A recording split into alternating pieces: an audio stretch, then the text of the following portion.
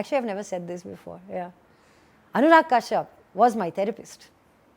I was also somebody who was raised in a very protected family. You need to be quiet in class. You can't just randomly giggle. You can't be distracted. You can't make too much noise. All of these are elements of miscreants. Hello, Kubbra. Welcome to the Quint.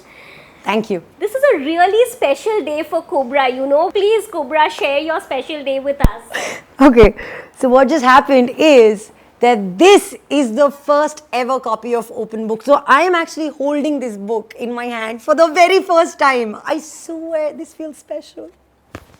Are you happy that the first ever book that you've written is your story and not some fiction? I am very proud of myself. There were so many incidents in my life which I had very conveniently parked under the carpet. I didn't even realize that I was holding so much within my heart that I wasn't able to move past it.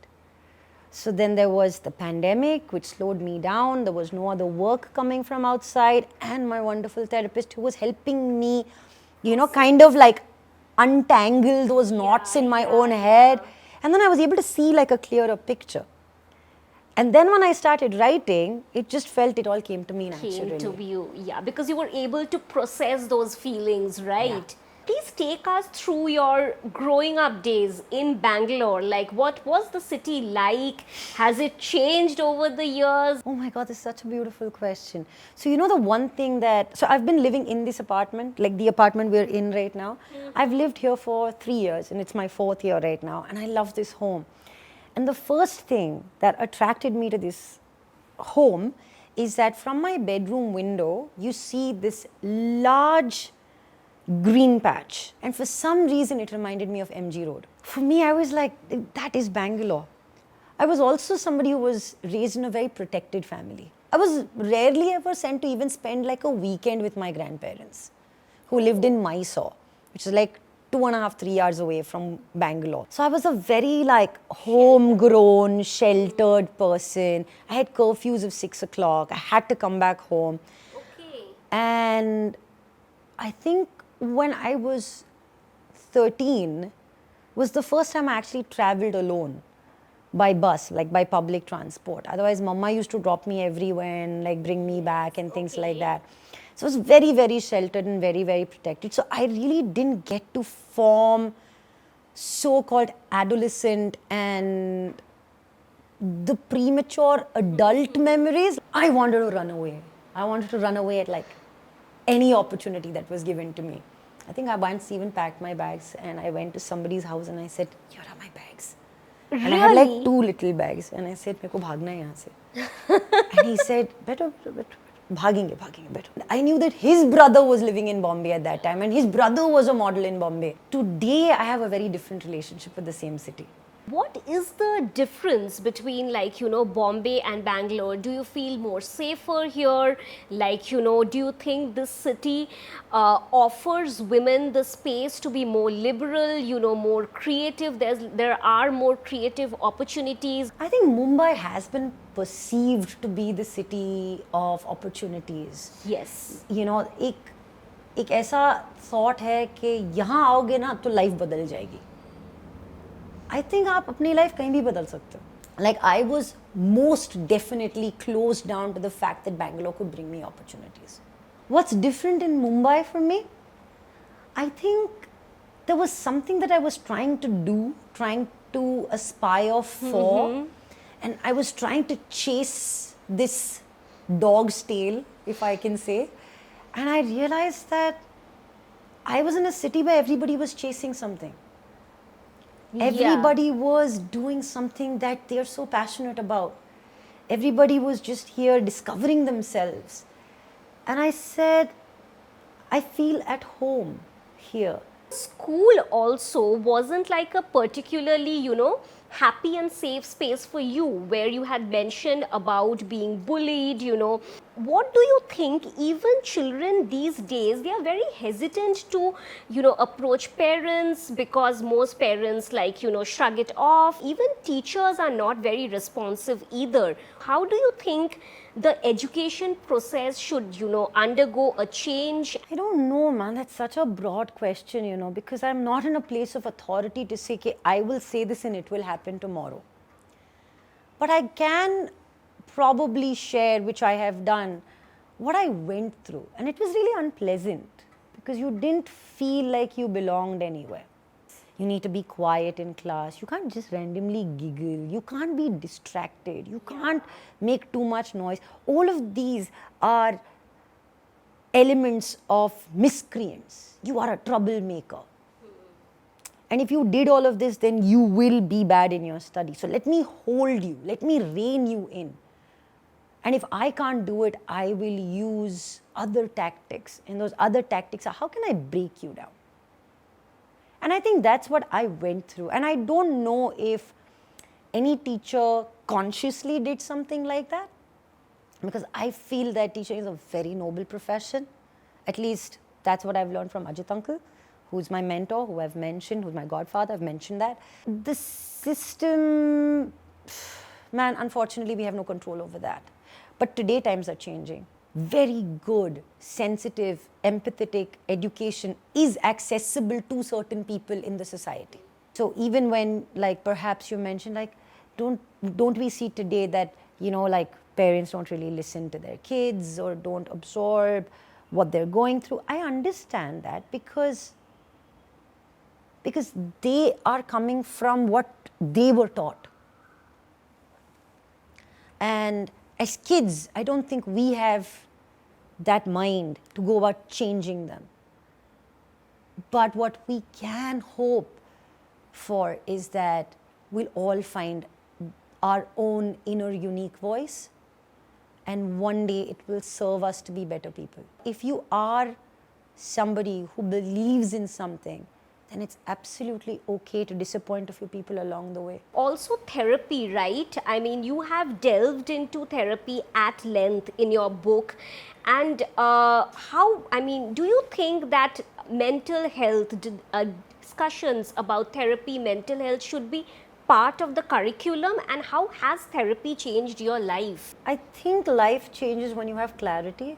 So I think in terms of therapy, that has been truly, truly helpful. It's been a remarkable journey for me. I didn't realize that I was narcissistic too.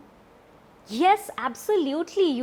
I read about that and I was like, I have to ask you, your therapist telling you are a narcissist, and how did you take that? No, it was very interesting. She did not tell me this, you know what, Kubbra, you are narcissistic. No. She gave me a list of questions to answer. Based on that questionnaire, I would get my results. And the results spoke for itself. And it said, hey, you've got this element of narcissism in you. And I was like, all right then, doc, let's address this. See, I don't want to be this person. I didn't know what I was going through. Only when I realized what I was going through was when I was able to say, I don't want to go through this anymore. That was the first step towards healing. So do you fall back on therapy when always. I send a message.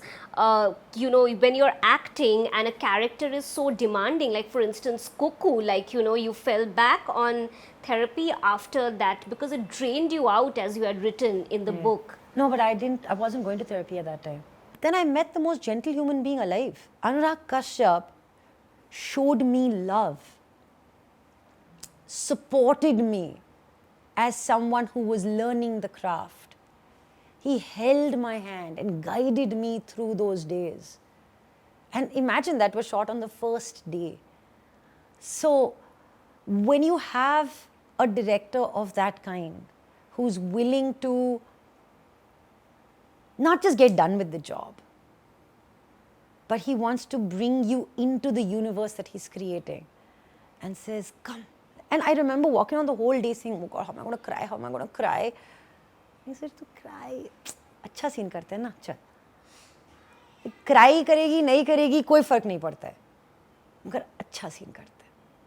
And that's when he brought me into his, and he would randomly ask me questions. Tell me about that person, na? Tell me about this person, na? Tell me about that. And then he took all that information. So I think for that day, he was being my therapist. Because he wanted to get into my brain, he wanted to get into my mind, he wanted to know what are the things that I'm made up of. And it was just about drawing parallels between Kubbra and Kuku and arriving at that point. Marrying them and That you saw. So, yeah. Actually, I've never said this before. Yeah. Anurag Kashyap was my therapist. Okay, so like since we mentioned Cuckoo, we'll just talk about your early days, like when you came to Bombay, you wanted to be an actor. What were those days like? We hear so many stories about casting couch, we hear stories about how newcomers are treated. I don't have the authority to say that what you went through is flawed or untrue. I think that would be very, very disconcerting on my part to do that. So no, I'm going to refrain from doing so. But I met people who were, of course, saying no to me, but I never thought that they were authorities to say no to me. And I don't think I was ever willing to compromise on my so-called set of values. So I've actually had a lot of fun discovering even my own self in the process. And it's just been such a great journey. So, which is why when people say, oh, kitna struggle karna padta hai. Nahi yaar, main to khel rahi thi. One of the most difficult chapters for you must be, talking about the sexual abuse that, you went through for over 2 years. Like how long did you take to write that chapter? 2-3 days, I think. Because I would write and then I would be like, oh, I can't do this. I would go back. Come back and watch TV. I felt responsible when I was writing that. Because I was also talking about someone else who's probably living, walking this earth right now as we speak, right?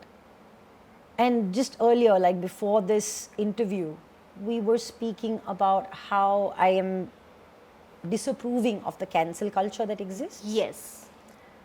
And I think for me, writing this chapter was literally about forgiving myself for not knowing what I should have done differently. Now, is Kubbra Sait happy now, living her dream life now? I think I've always lived my dream life. I genuinely have. On that note, the final question would be, can the most important member of this family please make a cameo in this interview? Absolutely, why not? Hi, my name is Shifu Master. I'm a very important person in this house. All the decisions are taken only after asking me. Thank you so much, Kubbra. Thank you.